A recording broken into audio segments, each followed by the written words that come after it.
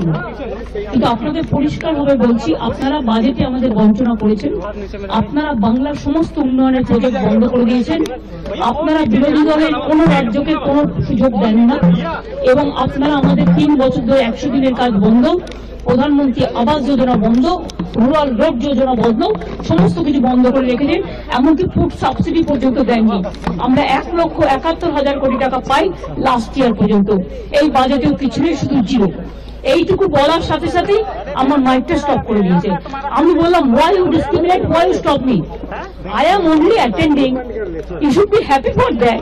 Instead of that, you are giving more scope to your party, your government, and you only me on behalf of opposition, only I am there, and you stop my mic. আপনি আমার mic বন্ধ করে দিচ্ছেন। আপনাদের এই বঞ্চনা আমি মানি না, তাই মনে রাখবেন আমি চললাম। बंगाल का बंगाल का नहीं, सब रीजनल पार्टी का इंसल्ट।